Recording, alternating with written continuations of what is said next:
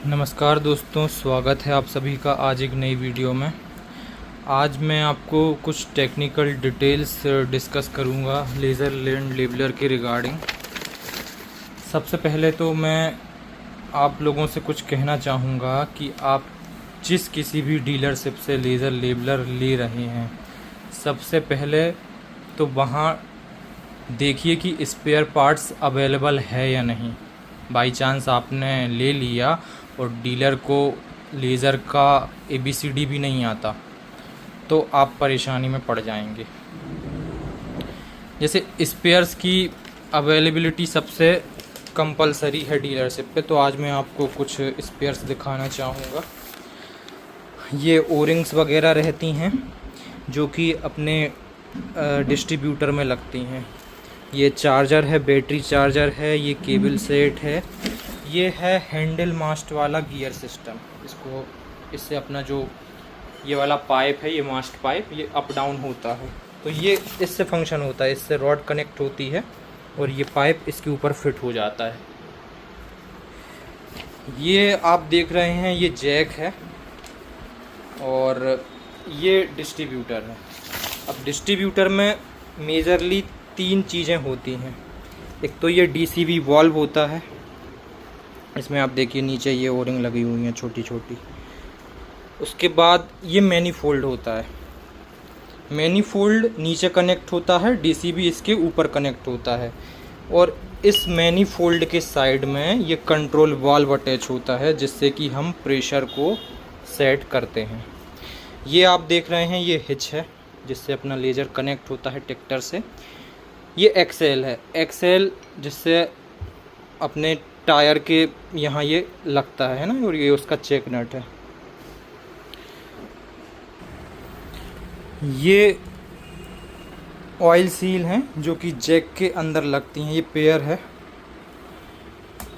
ये भी छोटी छोटी ऑयल सील का मटेरियल है जो इस जैक के अंदर लगता है। और ये सिलिकॉन ऑयल सील है, इसकी ये छोटी सी सील की कीमत 700 रुपये है। तो ये सब जो आइटम आप देख रहे हैं, ये एक्स्ट्रा सर्विस सेट रखा हुआ है। जैसे कभी किसी कस्टमर को कोई समस्या आ जाती है तो हम उसका लेज़र कभी भी बंद नहीं रहने देते। ये ग्रीस कप आप देख रहे हैं, ये मतलब लेज़र में लगता है जहाँ पे अपना ये टायर अटैच होता है, और एक अंदर साइड लगता है। ये 2 जगह यूज़ होता है। तो ये मटेरियल आप देखेंगे कि ये हर डीलरशिप पे अवेलेबल नहीं है। तो आप कहीं से भी लेज़र लेबलर परचेस कर रहे हैं, सबसे पहले तो देखिए डीलर को नॉलेज है या नहीं, स्पेयर्स अवेलेबल है नहीं या नहीं, डीलर कितना सर्विस देने में डिले करता है या कितने जल्दी कस्टमर को आंसर करता है, तो वो सब चीज़ें मायने रखती हैं। तो आप कभी भी लेज़र लें तो हमेशा इन चीज़ों का विशेष ध्यान रखें। अब मैं कुछ आपको पॉइंट्स बताना चाहूँगा। कभी भी आप बैटरी से 2 पिन केबल को अटैच करें तो पॉजिटिव को मतलब रेड वाले को रेड से और ब्लैक वाले को ब्लैक से आपको अटैच करना है।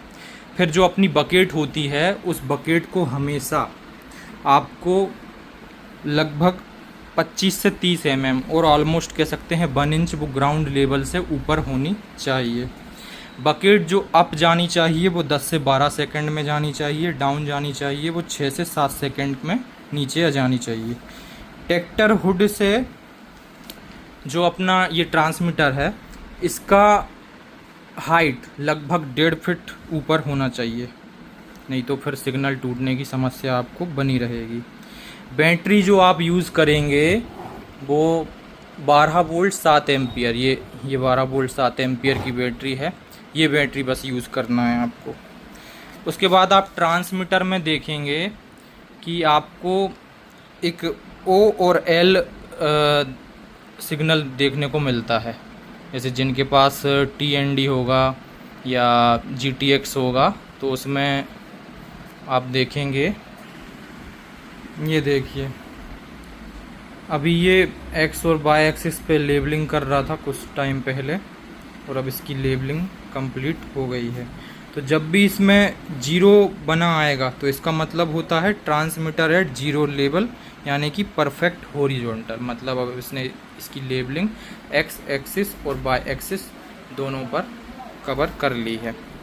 उसके बाद एल अगर बना हुआ आता है तो उसका मतलब होता है transmitter is adjusting its beam along X और Y axis to achieve zero level, यानी कि ट्रांसमीटर जो है एक्स और वाई एक्सिस पे अपने बीम को एडजस्ट कर रहा है जीरो लेवल लेने के लिए, है ना।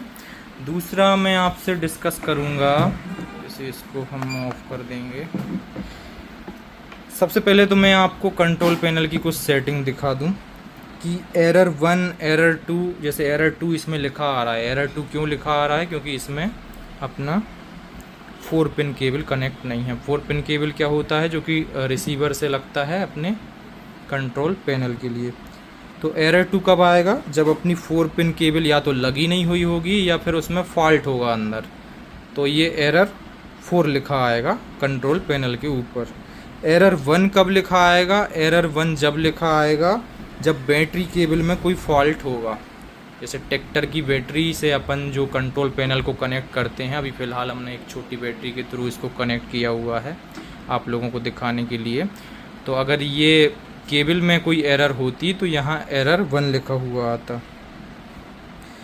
अब जैसे मैं आपको कंट्रोल पैनल की कुछ सेटिंग दिखाऊंगा, अभी इस बैटरी की हेल्प से तो वो मैं इसमें नहीं कर पाऊंगा। जब भी आपका ऑयल प्रेशर ट्रैक्टर से मैच नहीं खाता है या आपको कोई परेशानी जाती है कि बकेट अप डाउन सही से नहीं हो रही, लेबलिंग सही से नहीं हो रही, या आपका मतलब बीच बीच में ब्रेकर बना रहा है, तो वो सब समस्याएं आपको आती हैं, तो उस स्थिति में आप क्या करेंगे? ये हर डीलर को ये चीज़ें नहीं पता होती हैं, मगर मैं आपको बताता हूँ। जैसे कंट्रोल पैनल में क्या करना है, सबसे पहले आपको इसको ऑफ़ कर देना है ना। ये ऑफ़ हो जाएगा। ऑफ़ होने के बाद आप इसको दोबारा से ऑन करेंगे तो इसमें auto manual on off button, इन दोनों को एक साथ साइमल्टेनियसली आपको लगभग 3 से 4 सेकंड तक प्रेस करके रखना है और एक साथ छोड़ देना है। तो जैसे ही आप इसमें छोड़ेंगे, इसमें आपको सेटिंग वाला ऑप्शन दिखेगा, है ना। तो अब उस सेटिंग को कैसे एडजस्ट करना है, उस सेटिंग को आप ये मोड वाला बटन दबाएंगे। ये मोड वाला बटन आपको प्रेस करना है, और ये टॉगल बटन जो आपको अप डाउन वाला बटन है, इससे आप जो मतलब रीडिंग जो आएगी उसको आप प्लस माइनस अपने हिसाब से कर सकते हैं। तो जैसे डेड बैंड, अगर आप कैन प्लस सिस्टम नहीं है आपके पास, जैसे ये कैन प्लस है, ये वाला भी कैन प्लस है, जैसे ये नॉन कैन प्लस है, ये कैन प्लस नहीं है अपोजी वाला, तो इसमें जो सेटिंग आपको रखनी है डेड बैंड का आपको सिंबल बना आएगा LSDB, और इसका आपको रिकमेंडेड वैल्यू रखना है 2, और 2 ही आपको रखना है कैन प्लस वाले सिस्टम में। फिर आप मोड बटन को प्रेस करेंगे, ये वाला मोड बटन है, और सेकंड जो ऑप्शन आएगा वो आएगा स्लो अप। तो इसका सिंबल बना आएगा SOUP, और इसमें नॉन कैन प्लस वाले में आपको रखना है 25, और इसमें कैन प्लस वाले में रखना है आपको 40।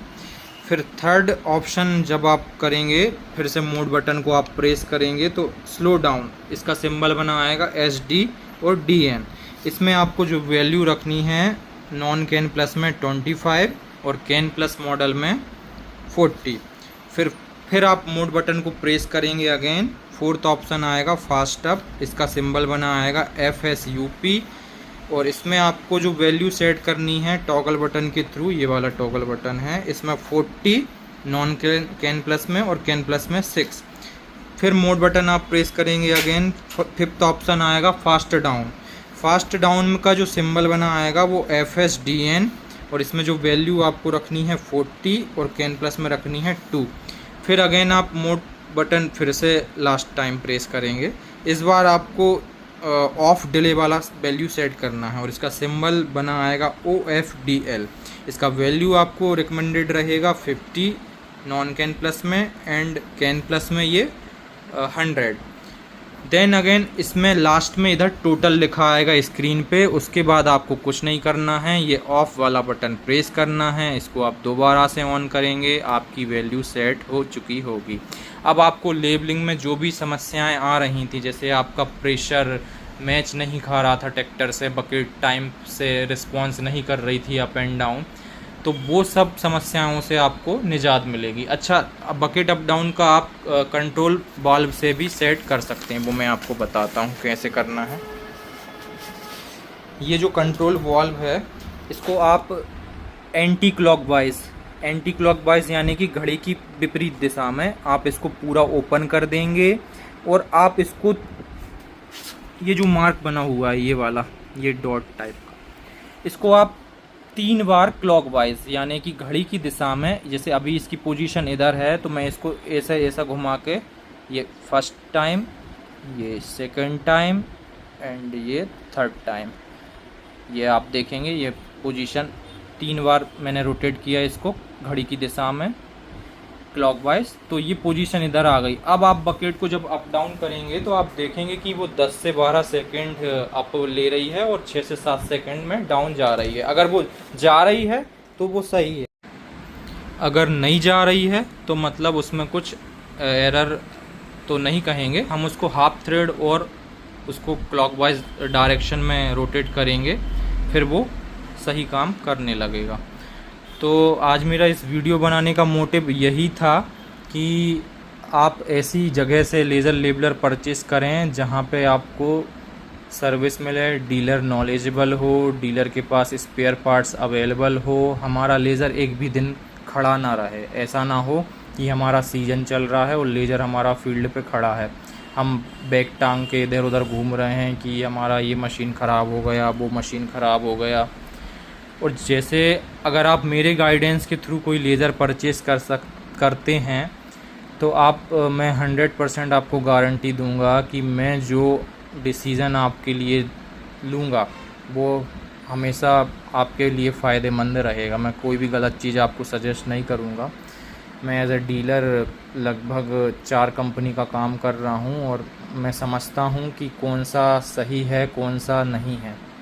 मेरे पास कई प्रकार के कस्टमर डेली आते हैं, किसकी क्या समस्या है, फील्ड पे भी मैंने सब देखा हुआ है, तो वो सब चीज़ें मुझे पता है। तो आप अगर मेरे गाइडेंस के थ्रू जाएंगे तो 100% मैं आपको ये श्योरिटी देता हूँ कि मैं आपके लिए सही डिसीज़न दूंगा। तो धन्यवाद ये वीडियो देखने के लिए। आपके जो भी मित्र हैं, रिश्तेदार हैं, अगर वो लेज़र लेने के इच्छुक हैं तो कृपया उनको ये वीडियो आप फॉरवर्ड कीजिए। बाकी आपकी सहायता के लिए हम हमेशा तत्पर हैं। धन्यवाद।